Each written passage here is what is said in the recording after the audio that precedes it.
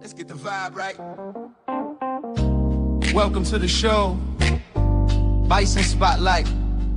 Chip and B Smooth, bringing heat to your ears. He washing the mix, facing down all fears. From the court to the crowd where the legends are born. Howard University, we're breaking the norm. Bison Nation stands strong through thick and thin. Basketball vibes, it's more than a win. Every dribble, every shot, it's a story to tell. Ray of excellence, we ringing the bell. Chip Washington's the name, self-proclaimed fanatic. In the heart of the game, his passion's emphatic. Come on, let's ride with the Bison crew. Passion and pride in everything we do. Hoops and dreams, we're reaching for the stars. Bison Brothers podcast is who we are. Come on, let's ride with the Bison crew. Passion and pride in everything we do. Hoops and dreams, we're reaching for the stars. Bison Brothers podcast is who we are. Welcome to the Bison Brothers Basketball Podcast, your number one home for all things Bison basketball. My name is Chip Washington, the self-professed Bison basketball fanatic. What's up, Bison Nation? I'm your boy B Smooth, still the lover of all things Howard, the lover of all things basketball, and apparently the lover of all things New Edition, because E-Watch got me looking like Bobby Brown, learning the lessons at the end. It's still number one. Still number one. That's what's up. What's up, E? It's good to see you, baby. That's what's up. That's what's up, man. So E-Watch, man. As always, hell, I don't even know what I'm gonna say half the time. I'm just glad to be here. That makes three of us. Oh my God. Welcome back to another episode of Bison Brothers Basketball Podcast. We're into the thick of the season. We're almost to the end of our non-conference schedule. Thank you for rocking with us. I know we've been having some fun in season 2, especially as we continue to add some new flavor to the show. Still want to kind of make sure everybody knows, in addition to our recaps, we have some fun things on our YouTube channel, which Chip will tell you about in a little bit. But we've been having some fun with After the Buzzer. We've had some opportunity with some unfettered access to our teams and our coaches after the games. We also have been able to have some fun bringing you some confessions. I know Chip's been seeing if we can brew some more up for the holidays, like some matcha tea. He wants to see if he can bring some confessions to you during the holiday, especially as we get ready for the non-conference season to turn to conference play, where everything starts to count around seeding for the tournament for us. But wanted to, again, just make sure everybody knew that we have a flow today. We normally do, where we'll get into our recaps from this past week. Pretty good week for us as a team, so we'll run through that. We'll do our men first, and then the ladies to talk about what happened. And then we'll have some over-under reactions. You know, we take small pieces of information and stretch them into hyperbolic things that we believe will happen. At the end of the season, we'll be Nostradamus or not. And so we'll figure out how close we are to reality when we pull that together. Because we have E-Wash with us today, we will have a segment on what's good for basketball. We're looking forward to that before we wrap up tonight's show. But before we get into all that, Chip, please tell folks why we do what we do. Bison Nation, as always, we do this because we want everyone in the world to support these championship teams, support the men's team, support the women's team. And you can do that in so many ways. You could donate to the MEAC Society. That is the team's name, image, and likeness collective. You could do that by going to the MEACsociety.org. You can also, and just as important, give through the Bison Express Booster Club at hubison.com. And you can donate through FanStake at fanstake.com and use the code MECA25. And as we continue to see you all out there across the nation, continue to go to the games and support with butts in seats. The team, they continue to tell us they love seeing the herd, Bison Nation, when they're on the road and especially in the Burr. And as always, please, as we are continuing to grow, and it's because of you, tell everybody about this podcast, your number one home for all things Bison basketball. You can hear us just about anywhere. You can hear us on YouTube, on Spotify, on Apple, and you can follow us on Instagram at Bison Brothers Basketball. So we continue to thank you for your support. Continue to tell everybody about the podcast. And fellas, let's get into this show today. Wonderful, wonderful, wonderful. Yeah, Chip, I still get excited. I get chills. Maybe not today because I'm rocking that new quarter zip for Bison Brothers basketball. Nike, baby. Flex for them there. Just let them know this is where we go. The store's coming soon, so just know that you're gonna feel this. We're media now, so we have to step up our game. So when we come on the other side of the break here, we will have a chance to get into our recaps and insights. I did want to say, in addition to what Chip has mentioned here, thank you for rocking with us. We've seen a nice little uptick in our subscribers. We've seen more people joining us on Instagram. Thank you for the encouragement. We've gotten some really good feedback from you all as fans, letting us know what you look forward to, what some of the favorite parts are, and we'll shout some of that out during the show today. And special thanks to Ty Grace. We did release the first part of her interview. You guys were really wonderful to check that out. You're seeing a mastermind at work. So thank you for checking in. We got a few more parts dropping over the holiday here as we get ready for the conference schedule. So sit back, relax. We'll be right back, and we'll get into our recaps and insights.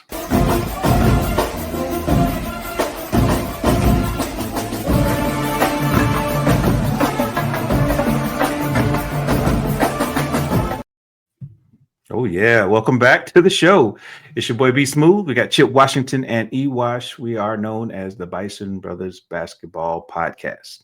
And we are into one of our favorite segments because we try to bring it to you every week, our version of what's going on in recaps and insights. And as I told you at the beginning of the show, we have 4 games to cover. We're going to run through them around the horn really quickly just to make sure everybody keeps up with where we are. Because we know we're learning a lot as we go, so we want to get to those lessons as quickly as we can. So we'll start with the guys today. I'm going to bring up the first game that we'll cover here, bring it to the stage here. So we made one more trip. We talked about it in our last episode. We knew we were going to make one more trip to Cameron Indoor. As you know, we made a trip there for the Brotherhood Run a few weeks ago before the Thanksgiving holiday, and we knew we had one more trip. And this time we were reenacting, in some ways, the very first MEAC tournament championship where Howard and A&T played each other back in 1972. And we were able to go into Cameron and host a pretty exciting game, right? As you can see, the final score was 73-69. So before we get into our recap there, just know that similar to my co-host Chip, this is my opportunity to bring my wife, Ruth, who is a A&T grad, to a game. And unlike Chip, he got to watch it in the comfort of his house. I had to go into the Lions Den, and let's just say we had enough Howard fans there to make it interesting, but there were so many more A&T fans there that I knew my goal was the most quiet ride home we could get. So thank you to the team. Thank you, Coach Blakeney and team, for allowing my ride home to be the quietest I've seen and heard in a long time. It was really cool. B, did your father-in-law make it?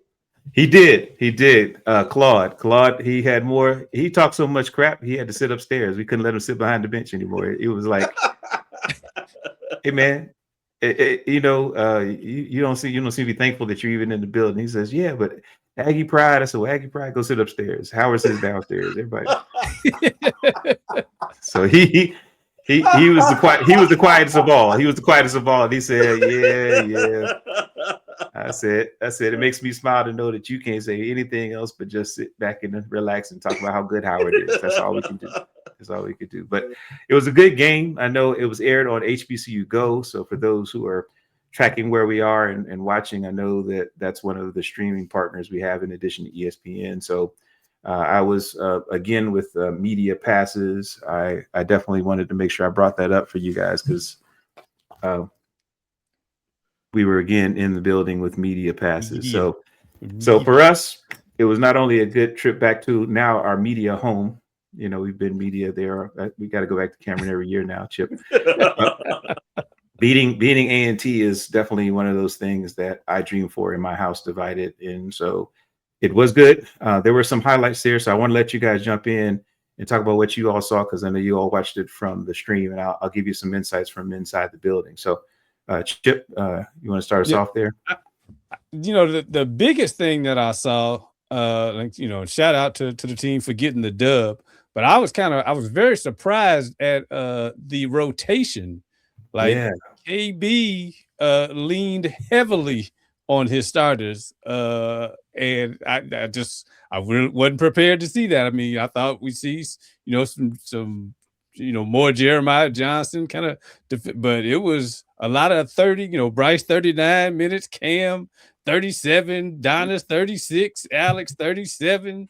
I was like, man, he's laying it on them. So they played a pretty good game, but I don't know if that was a harbinger of things to come, if he's, just going to go with a short rotation. But that was just kind of my most eye-popping observation, was the lack of depth used in this game. But I was glad to see Calvin Robbins get just a little bit of burn. And, Basket Robbins now, right? That's right. Look, Baskin Robbins, keep coming. We need that NIL deal. So you're on the clock. You're on the clock. Baskin Robbins, you're on the clock. You're on the clock. So that was kind of my main. It's like a solid game. Just kind of a little taken aback at the shortened rotation and the heavy reliance on the starters. Yeah, anything you see either to add? Well, before I reveal my observations, I had to get Chip to co-sign on my confession here. I went to Catholic school, so I have to confess that, and we're going to shout out Aaron Magruder when I make this confession. For those fans of the Boondocks, I had a real ninja moment. I was glued to the stream in the first half, and then the itis kicked in a little bit, and I didn't see the rest. It's got to be the funniest bingo card is forming in my mind right now, E-Watch. I don't know what other three terms you're gonna get the bingo right now. With references to ninja and itis, it's gonna be a good show. Tuning in. This is podcast gold right here. But if I'm not mistaken, and Chip, correct me if I'm wrong, this is the show where I was talking about, the streaming issues and this and that. Was this that game or a different game? I think that might have been a different game. Yeah, it's the straight look on Chip's face. He's like, well. The point is simply this, B. The point is simply this. When you start analyzing box scores to kind of get your takeaways or other types of content, it kind of took me back a little bit to when I couldn't watch games and I had to just rely on the newspaper to figure out what happened.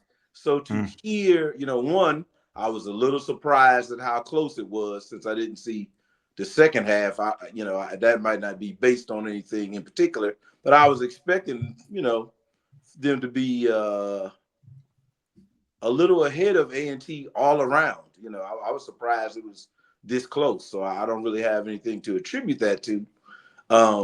But because we keep bringing up point guard play, I was a little surprised at how much Cam played, and the way he played. So, I don't know how consistent that's going to be, but those are the things that kind of stand out to me. Like, okay, like Chip said, hey, it's kind of a short rotation here. And, when I looked at the box score in some other games, I was like, wow, Cam wasn't even up there in minutes in one game. And then in this game, he's got all the minutes. So I'm not quite sure how to even say, oh, well, this is a pattern, because I'm not sure what's going on. I'm just glad they won. I'll say it like that. I'm glad they won. Yeah, no, I think you're absolutely right. It's so from inside the building, it was, just to set some context here. First, 90% of the crowd was A&T because it's in North Carolina, right? So the shout out to the local radio stations and everything they did to promote the game. They only had about 8-9 days to really promote it. So they probably had a couple thousand, maybe 2,000 people in the building. Shout out to the Howard University clubs in the area. They definitely brought a lot of people out to support the team. So you could definitely, see that it was, and they had their, the A&T had their cheerleaders, so they made it a big deal. So it had a vibe that even the folks at Duke were like, we don't have games like this. And I said, that DJ going, the whole nine. So just imagine the Burr, imagine, Corbett Arena where they A&T plays their games in Greensboro. They brought a lot of HBCU flavor to Cameron. And so with that in mind, I think coming into the game, I believe A&T thought that they could run over us because they had run over all the MEAC opponents they had played so far. They were 3-0 against MEAC teams until they ran into us. Okay. So I do think that for us, there's two things that jumped out real quick. One, the minutes that people played were primarily based on how we scouted A&T. A&T is not a great shooting team. Okay. They can rebound pretty well, but we needed people who could handle the ball to limit turnovers, because if they can get into you, and that's what you saw in the second half, or what you saw in the stat line, they got into us in terms of causing turnovers, especially with our guards, because they knew that if you could get you to turn the ball over, that's how they score. If they get to the bucket anytime, it seemed like they wanted to. It took a lot of 3-pointers that they weren't good at. And towards the end of the game, they really started warming up. So it got close because they played a game that said, if we can get the ball out of your hand, we can win. The part that I really took away from this, I'll call it the triple 19 effect. Chip, you know why I call it the triple 19 effect there? Because we actually had some scoring from, Bryce was our main guy, but we also had Donis, your boy, Donis, and I think Cam, right? Was it the last one? Who was the last person that had 19? Yep. Yeah, that was Cam. Yeah. So I definitely saw the box score. So part of Cam playing was because he was scoring, and I think having scoring at your point guard position, at your center position, and at what I'd call your wing position. That's the first game I believe that it was definitive that we could score from any spot. So anytime they tried to shut down one, the other people would score. So that was the big takeaway in the building. I think that I know we're getting ready for the rest of the team to be healthy. Travell's been out with some injury. So I know that we had a team that we wanted to run that we thought we could win with. And lo and behold, we did. I think we held on towards the end, to your point. It seems like we got tired because 30 minutes of any time is just a lot on the body. So, but yeah, that was a good game. It was a great outcome. Again, I was only hoping for a quiet ride home, and I got a quiet ride home. Shout out to the coaches for letting me know that I just need bragging rights for one or two things around the house, and anytime we play A&T, that's one of them. I just need to know that's going on. Right. Understand. So, good game. But tell you what, so they started us on a trend, and if we go to their next game, which happened to be just a few days later, we played what people seem to call our arch rival. We actually made a big deal about this. They called it the Battle of the Real HU. Mm-hmm. And for those that know, they know that it's impossible for this to be a true matchup. I think we do it for the ratings. We do it for the even the people on TV are like, it's the real HU and this and that, because those who have recent memory will believe that Hampton has always been a university. And shout out to them growing up over time. And shout out to them understanding that Big Brother Howard has always been a university. So the matchup is real, right? And so as you can see on the screen, for those who are watching this on YouTube or on Spotify, we did win this game 61-57, but unlike what we saw in Durham, we won it a different way. I just want to make sure I pull it out there, because we won is the first thing. We won. Yeah. And again, I don't have people in my house that rock with Hampton like that, but I got people that don't know my number when Hampton loses. So I've had to make some outreach to people to make sure that, are you okay? Are you okay? Hey, Pirate Nation, are you guys okay? Are y'all doing okay? So if you're listening in, just know we're worried about you. We haven't heard those calls you usually get when y'all talk about how you win, but I figured the phone maybe you just need to reset the button and realize that you're losing now. But that's me. So for the game itself, I know Chip, you were able to watch this one pretty closely. Any key things you got from this game for the men? Man, and I might lean on Eric's knowledge, because I think there was a Chicago team back in the day that I think the slogan was like "winning ugly." Yeah. Who was that? Whoever it was, but that's all. My summation of this game is, like I said, glad we got the W. Right. Yes. This one was ugly, like just no good shooting on both sides. Like for a while, it looked like nobody wanted to win this game.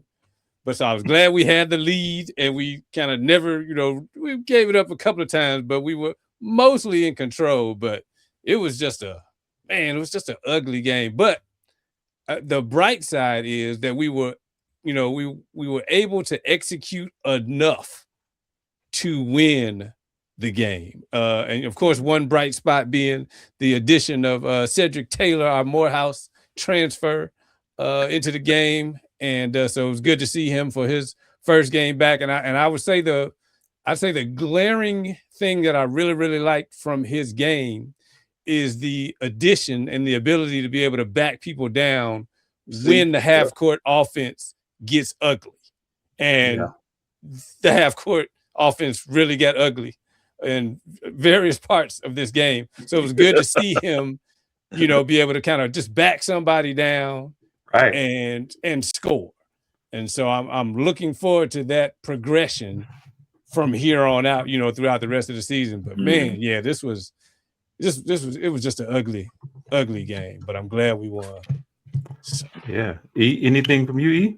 Well, yeah, no, I'm gonna have to go with the dog ate my homework on this one. I didn't I didn't get to see the game because I had to attend something for my son. But yeah, just kind of looking at the box score, I didn't get that kind of takeaway like what I was saying before. I was just relieved to see the W, and I'll include this in a segment later. But I think it speaks to hopefully a paradigm shift for all of us in terms of the evolution of the program. So, that's my biggest takeaway. Yeah, I'm with you there. I know I had a few things going on Saturday as well. I may take some personal privilege at the end of the show if we have time, but I did keep the phone hot so I could see the scores. So the big takeaway I had was that we did see continuation of scoring from Cam, Bryce, right? So I told you before, part of what I'm looking for as we get ready for a conference schedule is we have to have at least 2 to 3 players that can score in double figures on a regular. So it makes it hard to scout for us because right now people think that if they can shut Bryce down, they can shut us down. So having Bryce, continue to be a monster. He had another double-double because he's our MEAC player of the year. I'm just going to go ahead and call that now. But having Cedric pop out there and start showing what he can do because he's just getting back healthy enough to play, I'm excited, about what I saw. I just know that we have these lapses where if we start the game fast like we did, we tend to have some part where we go slow. And it makes you have to sit on the edge of your seat. So I'm hoping that we can figure out the mix so that we can kind of start fast and stay fast. But I think that's where we're still trying to figure out our lineups right now. I do know that, towards the end, I'm always looking at the last 3-4 minutes to see how we close that game. So I think we learned a few things. But to your point, it was a gritty win, but a win nonetheless. Because for those that can recall, we lost on not a 1, not a 2, not a 3, but a 4-point play right last year. So I know that I was looking forward to anything other than that because that sucked, and that's the technical term. Yeah. So shout out, and again, because both A&T and Howard play in the CAA conference, even though these are two historically black. Hampton play in the conference. These are two foes from MEAC back in the day, but they also give us a nice purview into what we may be facing in MEAC play because they give us the best representation of what we should be facing coming up in January. So I like the fact that we had wins against 2 teams that consider themselves to be premier sports institutions. So this was good to see, a good test, but a good week for the guys. I think when I was in the locker room at the end of the game, Coach KB noted that, hey, he shout out to Coach Weaver. Shout out to Coach Weaver. He said, looks like we won 2 in a row because, they've been going back and forth Oh. Win one, lose one. Win one, lose one. He said, he won 2 in a row. I said, that's a start. That's a start. We just want to see. We just want to see. So again, we take this the non-conference schedule. We take it probably way more seriously than our team does in terms of what we mean. It could mean for placing or seeding in the tournament in March. But they're learning something with every matchup. So this was cool. It was cool to see. And like I said, they had a couple of players that are probably going to be really notable on Hampton's team that, they scored okay, but it's like when you see those big rivalry games and you just throw the records out the window and the stats out the window. It's just who wants it more. Right. We wanted it more. We wanted it more this time. So shout out to our Bison for stepping up and realizing that we can win at home. This is cool. All right, so let's switch our attention to the ladies then, because the ladies actually had a pretty good week. But when we joined them, I think I raced back from Durham just so I could get on and watch the ladies take on UVA. And I have to remind my brother, Chip, that, he kept circling the calendar. I don't know who's going to beat us. I don't know who's going to beat us in the non-conference schedule. I'm looking up. I can't find anyone that can beat us. And then he started realizing that maybe there are a few teams that can. And so Chip, I'm gonna let you hold this one, because whenever they get that L, I'm gonna let you hold that L for them and tell me what you saw, because you saw that this is a team we should have beat, right? Hey, if you look at the second, the third, and the fourth quarter, no. What you meant to say was what had happened was what had happened, and I even rewatched the first. Okay, so the first quarter, as y'all can see, it was 76-50. The first quarter, it was 31-13, and that really happened in the last half of the first quarter. So, like, the first half of the first quarter, we were doing everything I expected us to do. We were causing turnovers for UVA. We were, scoring inside out. Everything was looking well. And then all of a sudden, like, we had every turnover that we had in the second half, like, UVA they either shoot a three, they couldn't miss. It was like you blinked. I would say at one point I think it was like 10 to, it might be like 11-7 or something like that. And then next thing you know, it was 31-13. Like, good grief. So yeah, it was some very untimely turnovers in the first quarter, and UVA could not miss. And like I said, from there on out, it was a wrap. But second quarter, it was 17-13. Third quarter, 15-15, and fourth quarter was 13-9. So you take out that first quarter, and we played them pretty well, enough to actually win the game. But the turnovers in the first quarter and Virginia's lights out shooting and their height kind of affected us as well. Yeah. So yeah, Virginia gave us a L. So what I'm hearing you say is that UVA was better than us. That's my summary. I'm processing it, and as you give it to me, now. He's a lawyer. I'm just saying, you give me a lot of razz up in here. I'm just saying, at the end of the day, he gonna spin it, B. He's spinning it. He, like, if you take out the first quarter, I'm like, but then that's 3 quarters. Yeah, they were better than us in the first quarter. Here it comes. Yeah, they were better than us in the first quarter. That's No. on the ground. I'm yielding. Come on, no. If you just do your own numbers, bro, they were better in the first, in the second, in the fourth. They were better in 3 of the 4 quarters. We tied them in the third, so they were better the whole game, and we just had to tie. So it's 3-0-1. Is that how you do the tie? Like 3-0-1? we were 0 in. We didn't win any quarters. And I want the ladies to know I'm not laughing at the program or the players. I'm just laughing at Chip.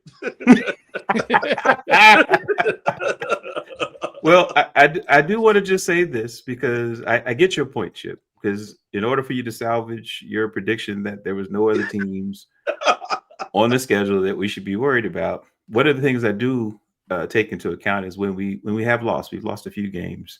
in the latter part of the non-conference schedule, is usually something we learn from it. And I can tell you that size, they definitely had size on us. But what I didn't anticipate, and this is something that I'm hoping I can figure out before we get to conference play, is this probably was the first time I felt like we were severely out-rebounded and outscored in the paint. Like when you look at the numbers there and when you see with your own eyes, because they had so many rebounds and so many points in the paint, it looked like they didn't miss a shot because they really didn't. Most of their shots was inside 3 feet. Right. I mean, they were breakouts, they were moving the ball, and on rebounds, it just they doubled up on rebounds on us. And I said, wow, we got out rebounded by double. They did, had almost 30 rebounds to our 16 or so. And I was like, wow, that was the storyline for me, because the shooting was about the same. It's just they had more shots. And to your point, it was competitive once they settled down. It was, that blitz that they got in that first quarter where they're like, hey, they're not going to let up because they know that we're a dangerous team. So that I saw that as a sign of respect, where they said, look, we're coming out guns a-blazing because we don't want you to think that for 1 minute we think that just because you play in the MEAC, we should take you all lightly. So, so that was cool to see. That was cool to see. Well, see, when you say that, B, you give me some Cameron flashbacks. From kind of listening to the post game of that and thinking about what both coaches said, and then being in the stands and listening to Duke fans. It's you already mentioned the length. They both play in the ACC, and after they beat Providence, and the strength of this non-conference schedule, I actually cut Chip a little slack here, because I kind of started saying to myself, what, hey man, they can do X, Y, Z, P, D, and Q. But I think the other reality is, to your point, B, we have to be more consistent regardless of the opponent. So yes, it clearly seems like they were better than us, but what really stood out to me was, at least my takeaway from what you said, was the intensity in both directions. Meaning, hey, we're not playing you as if you're not a worthy opponent, which means we need to play, consistently like that. And if we could do it in Providence, that's why I really was disappointed with that Old Dominion. I thought, like, dang, I thought they was gonna get that one. It just would have embellished that narrative a little more. That and I still think that it's true that we have kind of moved up to another tier. Maybe that's just all of our disappointment. They're like, yeah, come on, man, So I don't know, man. I just I like you say, B, that length, you can't coach that. Yeah, you can't grow at halftime. You can't grow at halftime. Right. So and to wrap this particular one up, I'm having some fun, really, at the expense of knowing that the strategy is to stack days. Coach Grace and Coach Davis and the team have been really clear with us in their interviews that they're collecting data. Right. Okay. Every time we play, they're collecting data. And when they're collecting data, even in a loss to UVA, the part I'm looking for is how quickly they're applying what they're learning. And so, again, shout out to Tabitha Amons and Samaya Smith, because those two young ladies, I would say, almost single-handedly dictated the pace of the game for UVA. And the thing I note about UVA as well is that from an academic standpoint, I consider them on par with Howard in terms of the level of academics that they look for in their athletes. So it was good to see, this wasn't like a school that was only known for sports. Like, this is a team, this team is filled with people who are going to be just as sharp as anybody graduated from Howard. So I did see during the middle of the game that once they showed us how intensely they were going to play, we stepped up to it. We tried to match it, but it was like we couldn't overcome it. And so that's the part that I'm trying to take away as part of the data. Like, how do we do that? So the question I had coming out of this game, out of Charlottesville, Virginia, and really, if you think about the last couple of road games, they've been pretty tough for us because we took some losses there trying to get everything right. is how are we going to respond playing Hampton, after playing those games, right? Right. And so we did see that there were some lessons learned. Shout out to the team for starting off the Battle of the Real HU. Again, a misnomer, only lead to it's a fake news. Fake news is what they would call it. But the idea is that Hampton had to come in and face a Howard team that said, we've learned some lessons, let's apply them. And so I do know that this is a gritty win. We're up pretty big in this one. If I recall, we had a pretty sizable lead, but as we see, the final score was 64-60. So there was a lapse there. And I know Chip and potentially Coach Grace will let us know what we saw towards the end of that game. But this was one, again, whenever we beat Hampton, it's a holiday. So, for me, I smiled ear to ear as I saw it kind of come across my phone that we had won. And I went back and watched it. And just like I thought, we're still trying to figure out a few pieces, right? But as we go through it, the idea is that we look sharp, and we actually look like we had taken all the lessons and said, let's now apply them to a school that we know is considered a rival, but we don't play them that often. I don't know if our ladies really play Hampton that often. So this was good to see some potential competition that we'll face in the MEAC coming up. So Chip, any insights for you from the game, man, that you saw from this one? Well, as you kind of alluded to, I had some insights, but Coach Grace kind of said it best in terms of what, and I actually think it even picks up on kind of Wash's point and your point too about, consistency in the team. But Urban Sports Ray Rogers, he interviewed Ray. Shout out to Ray. Coach Grace, and HBCU Pass was gracious enough to allow us to use some of that clip. But my recap is, let's listen to what Coach Grace had to say about her team. To see your team improve? It is a game of runs, but we also have to stay disciplined and consistent. When people are going to pick up and they're going to press us, they're going to do different things to kind of get us rattled. We have to have composure. We got to stay poised. And I think we kind of lost that a little bit today. But, we was gritty. We finished it out. We did what we needed to do. We made free throws down the stretch. So, hopefully down the line, we're able to have more composure in those moments. So, yeah, she set it up because we had an 18-point lead in the third quarter, and you had the screenshot of the score. It was 64-60. So we lost the 18-point lead from the third quarter on. She said it best. So yeah. Yeah, she said it the best. I agree. There was some lessons in there. It's always wild to see how a team can be just cruising along and all of a sudden it feels like it just falls apart. But I'm glad we were resilient. Like we didn't let it all go, but you could tell that we were nervous about it. I'm still hopeful that we'll figure out our point guard play. That's one of the areas that I'm looking to see how we can hopefully use these next 2 or 3 games that we have before the end of the non-conference schedule to see if we can get a better rhythm there. But, Zanaya is going to need some help.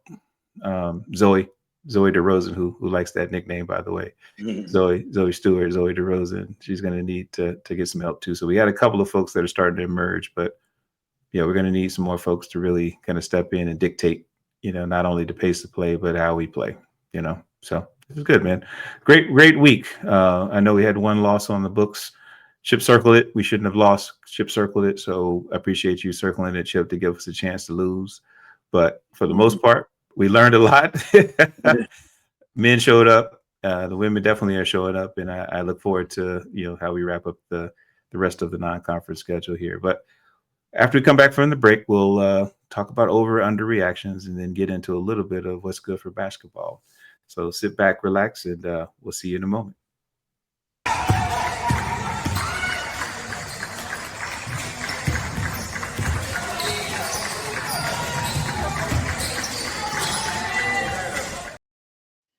Hey, welcome back to the show. It's Bison Brothers Basketball. We are here with Chip Washington, E-Wash. I'm your boy, B Smooth. We are at one of our favorite parts of the show. We just got through with a really cool recap of last week's games. But now with the little bit of information we have, and it's starting to get bigger week by week. You know, we're into our 9th episode, but this is 6-7 weeks into the season now. This is where we go around the horn and talk a little bit about over and under reaction. So who's going to kick us off today? Who's going to start us off with our over or under reaction? Ooh, look who jumped to the front of the class. Bobby Brown's at the front of the class. If it isn't love, it's Ewash. Okay, so mine is not a team under or overreaction. Okay. Mine is a content, if you will. Okay. You cannot underreact to, and I'm glad, B, that you were so amused by my tales of streaming challenges, right? But that was ESPN streaming challenges that I had, right? And so the beauty, you know, this year so far, one of the things I have discovered is there's a SWAC TV. We just got some content from, what was that? HBCU Go.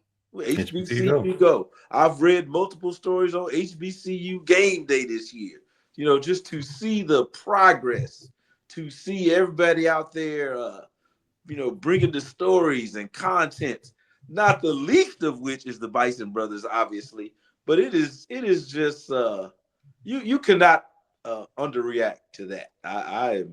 That's my, don't underreact. That's my underreact. Okay. Yeah. Okay. I like it. So the options around content for HBCU. Yeah. Okay. I'm not underreacting to that. I like that. That's sharp, man. I think because we're media now, right? We have to pay attention. We have to pay attention to all media outlets, especially those that focus on HBCU. So we're part of that media outlet. I'm just flexing. All right. I ain't mad at you. All right, Chip. Where do you want to take us with over under reaction? All right. So I only have, and I'm gonna call it an underreaction, but I'll let you all be the master of hyperbole has an underreaction. Sit back, folks.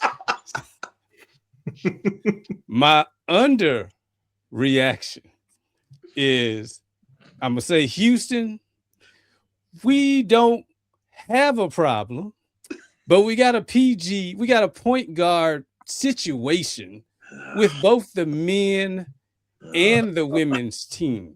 Now, the reason why I say it's not a problem is because, and it's to E's point of what he said a couple of shows ago, I think we have scorers right now at the point guard position. And so, you know, it's not crucial because it's important to score and we need scorers.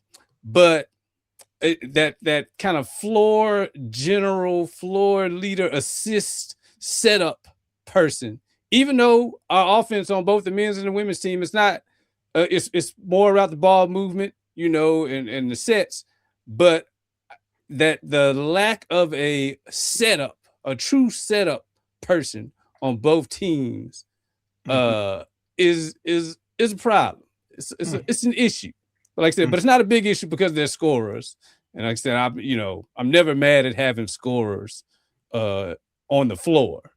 But like I said, that's why I'm calling it an underreaction. But we need the point guard play the setup, just the setup aspect of setting everybody up and keeping the offense flowing when things get erratic.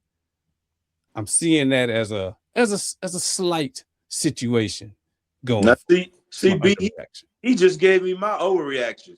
I'm not gonna overreact to him dropping my name in defense of his point. You already signed the waiver. You're all right. You're all right. It's a safe space. It's a safe space. Like, no, okay. I'll add one little example. Like, so there was one time, I think it was in the Hampton game, Cam Gillis was, you know, he was trying to feed Calvin Basket Robbins. And I would say he was like 2 seconds late in getting that pass into, you know, to Basket. And I just think a more pass-oriented setup person probably would have got the pass inside faster. We'll see. But he's, like I said, he's an excellent scorer. The defense that he plays is just ridiculous. So But that's why I said I'm not even calling it a problem. It's just a situation that I'm evaluating and watching here on out to see if we can get a little bit better in the floor general setup person for both the men and the women's. I'll kind of buy that. I'll buy that. You talked about it in previous over and under reactions. Most of what we see in college basketball, some of it's maybe shifting a little bit, but you need solid guard play to advance, with any type of confidence in postseason. So you're going to have somebody who can really handle not only the pressure of scoring, but also the pressure of getting everybody involved. I do think that while I'll agree that it's an underreaction so far is that we have people that are trying to get assists from other positions. So, we do have more of the point forward, point center type of deal where if the ball is getting distributed, it's not always going to come from the guard. It's going to come from someone who's more wired to see if I can find a better shot from where I stand on the court. So I give Donis a hard time because he's got to play bigger than 6'10" sometimes, but he's got a pretty good eye for passing. He's actually passing balls that I would expect, Cam and Zay Brown to be able to toss up there because he's thinking, how can I get the ball on your way to the basket? So I see it as underreaction if we have other people who are trying to do it, but if no one is doing it, that's when it becomes Houston. We do have a problem. Yeah. Because I agree because Bryce, to me, also is a great. Yeah. See a lot of sets off of. He gets an entry pass and then somebody's cutting and he's dropping dimes, as people cut into the basket. That seems like a regular play for them. And I think that, to your point, B, that is somewhat of an offset of whatever Chip is saying there to a certain extent, in my opinion. You got multiple people on the team like that. So you can circle that one. You can circle that one because Chip is on the money on that one. If we can get the guard play where we need to be, that should be good. So to round us out here, I'll stay with the underreactions because I think we're trying to temper ourselves for conference play. So I think my underreaction is the fact that we are still ranked as a mid-major with the ladies, even after suffering a few heartbreaking, maybe not so heartbreaking losses against some power conference schools. And I love that because when we're ranked, even though we're, because we thought we were ranked, at least I thought we were getting ranked because we had won a bunch of games. And, sometimes when you get that type of love early, you hate to lose because you want to see us fall out the rankings. But we've lost several games against really good competition, Purdue, Syracuse, teams that are probably going to make some noise in their conferences. And yet we're still ranked as a mid-major because of the caliber of teams we're going against and how we're showing up. That means that there's some consistency about how we approach it. So even though maybe we lose a quarter or two, to your point, Chip, we still show up enough to say this team is a quality team. And so the fact that we remain ranked, I think it's 19 so far. We'll see what the rankings are in another week or so. But the fact that we've been ranked most of the season so far is a really good sign for what I believe is, our aspirations to be not only a championship team within the conference, but to make some noise, in March Madness. So that's my underreaction is that it seems like we should be there. It doesn't feel like it's lucky for us to be ranked. Okay. Well, we talked about this pre-show, and I'm going to try to resist the temptation, even though this is a football analogy, right? I won't even mention any animals when I do it. But I'll just say that seeing Shedeur Sanders play, right? And then thinking in my mind, this guy was on Jackson State's campus for 2 years. He sure was. You know what I mean? And so it makes me kind of say to myself, I hope these players that have played against him, that have risen to the, especially like maybe some of them NC Central guys, it's like, hey, man, I was out here with him, right? I think our players should be having that same kind of attitude. You understand what I'm saying? It's like, nah, I commend really Coach KB and Coach Ty to keep beefing up this non-conference schedule the way that they do, because when you honed in on data collection, believe it or not, it made me think about insurance payments. Why? Okay. Why? Because most sort of healthcare insurance gurus admonish offices for not submitting all the data, even when a claim gets denied. Mm. Right? And so there is power in putting all of that data out there, because not only is it something that you're looking at, the person processing is looking at it too. So we can't shy away from this kind of environment. And I'm glad to see, as this thing keeps evolving, that we're doing exactly that. And I think it's changing everybody's paradigm, but most importantly ours. I love it. I love it. Yeah, the more we grow our media presence, the more we'll be telling that story. And that's part of why this show is so important to the ecosystem Absolutely. and to the culture. Absolutely. Just to the culture, because the high expectations should always be there. We just need to continue to provide ways for people to see it and connect to it. So that's great, man. You guys are well mannered for over under reaction section. I think we're trying to save a little bit. We're trying to save a little bit for the rest of the season. By this time, Chip had told us some wild stuff like, man, we're going back to the MEAC tournament and we're gonna win. We're gonna be an 11 seed in the tournament. We're gonna host a conference game. We're gonna host a tournament game. I'm like, yeah, we are ready. So it sounds like we're starting to settle in just a little bit. I appreciate everybody for listening. And this is where, for those fans who like to listen to the show when we drop every Tuesday, at this point in the show, we want to know what are some of your over or under reactions as well. Please drop them in the comments. Let us know. We like to know who's thinking that we're maybe on the right path, or maybe we should change course. I don't know. We just need to make sure people are paying attention. I know there's a lot of you all that think that we have some high expectations, and rightfully so, for both our men and women. Our women are trying to get over the hump. They've been to the championship. It's time to go ahead and win it again. And our guys, we know we've been there, and we had a down year last year, but this team we have, especially now that Cedric's back, Cedric Taylor, it gives us a dimension that should make us formidable. So we're going to switch gears here now. We want to have you drop a little bit of what's good for basketball for us, because, without context, it's hard for us to really appreciate how cool some of this stuff is. We are learning and seeing before our very eyes. So with that, the floor is yours, my brother. All right, man. Appreciate that. That's a great setup, man. And even as I'm sitting here and kind of gathering my thoughts and thinking about everything that we talked about, the thing that has impacted me the most is it's kind of a family story. So number one, I want to kind of say rest in peace to my cousin we lost recently, Michael Anderson, right?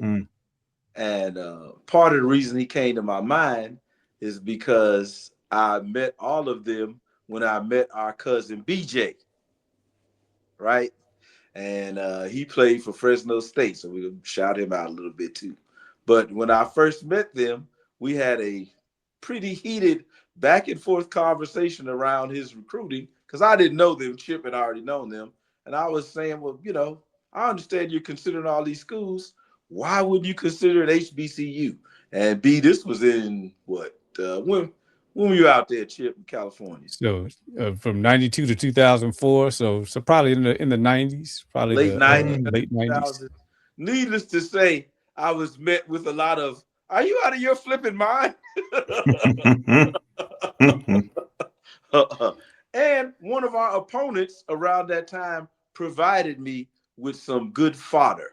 It was the year that Hampton upset Iowa State in the NCAA tournament. It was 2000. Oh, yeah, I remember that.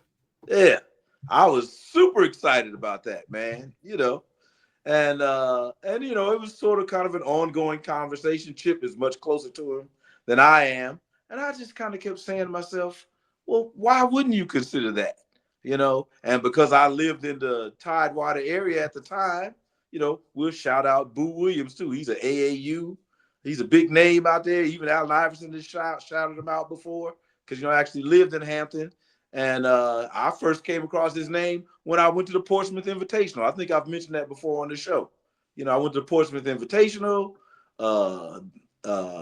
I saw, some of the Bulls management at the game. It was just like, wow. And of course, it wasn't televised, And again, I think it just kind of speaks to the ever-evolving journey that we're going through, right? And, we keep talking about content and all these kind of things. And I think that what's good for basketball is books and archiving our story.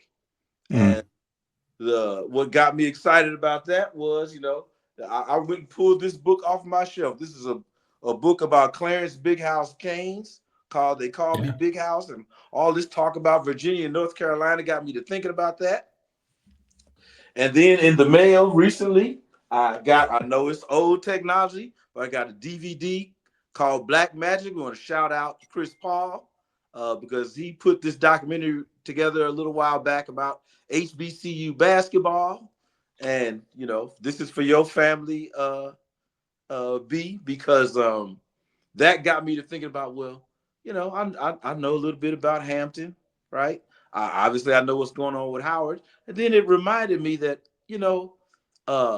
Al Attles is the third Black coach to win an NBA title with the Golden State Warriors, and he went to nothing other than North Carolina A&T, right? I thought to myself, man, it is really, there's a lot of things to gain, no pun intended, from recording our history, archiving it, knowing it at your fingertips as opposed to depending on Google or something like that. You really have to immerse yourself in our story and to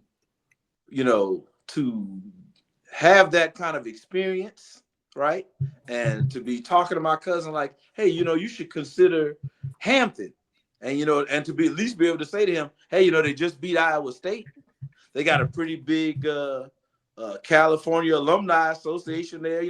All things that even though I didn't go there, I was able to rattle off as reasons to why he should consider it. Now he didn't go there, but I felt very comfortable saying that back then. And to see all the things that are going on now, it's like, it is nothing short of awe-inspiring, man. And even though Thanksgiving is over, I am still really grateful to be able to do this, to be able to hear other people's stories, and it is really, really, really good for basketball. I love that. You hit a couple of chords there for me. I think the ability to not only record but appreciate our history in a way where it's just conversational. Like you don't have to take a final exam to know if you know it or not. It should come up in just casual conversation. That's pretty huge. And I know when you go back to the episode with Zanaya Thomas, Chip, I know you recently shared that on some of our chats we do on Facebook with some of our Bison Nation fans. It's wild to hear how the student athletes who are choosing to come to Howard, that's right, make that connection a lot earlier, even if they go off to, power schools like Kentucky and other places. And, I want to go someplace where I want to feel like I'm supposed to be there. And that's probably right there, lockstep with what you just shared. And what's good for basketball is, seeing our student athletes see that they can be their whole selves somewhere and not have to feel like they're only an athlete and only there for a certain amount of time. So that's pretty cool. That's a good way to. That's good. I'm glad you're here, man. I'm glad you were able to bring that to the table. And shout outs to Coach Gaines and his legacy here in the Carolinas for sure. So, man, we're right at the end of the show, man. The shows go by so fast, or seemingly so. We like to run the clock and see what happens, but we had a lot to cover. We definitely are seeing the upswing of the stacking of days and the collecting of data to understand where we are as teams. Great to see the health coming back for some of our teammates. I know there's still a few that are out, but there are a handful of games left in the non-conference schedule over the next couple of weeks as we get into the next part of the holiday season. So we'll be bringing you the updates to them. And just to make sure we remind you, we will have a preview show that will air right around New Year's before we start the first set of MEAC games. So that way we can actually let you all know what we've been able to gather about all of our foes and opponents that we're going to be playing going into conference season here. So Chip, I want you to close this out if you can, man. This is a fun time to tell people why they can continue to support the program. Indeed. So everybody, you're listening, hit that subscribe button, hit the like button, give us your comments. Let us know your over and under reactions, what you thought about what we had to say. We want to hear it all. Let's engage in that comment section. But Bison Nation, we continue to thank you, continue to ask you to support these championship teams. You heard it at the beginning of the show. You could do it through the MECA Society at the mecasociety.org, at hubison.com, through the Bison Express Booster Club, and at Fan Stake. And continue to go to the games. It's about to be the winter months. It's cold. The team is really going to need you at the games to get the warmth, to get the love from the herd and Bison Nation. So continue to support. And as always, please continue to tell everybody about the #1 home for all things Howard Bison basketball. Oh, we love that you're giving us love and telling people about the show. So continue to do that. And as we round this out, fellas, in that old Showtime fashion, we're going to end this show like we end all of our shows with a happy, merry holiday. HU. You know.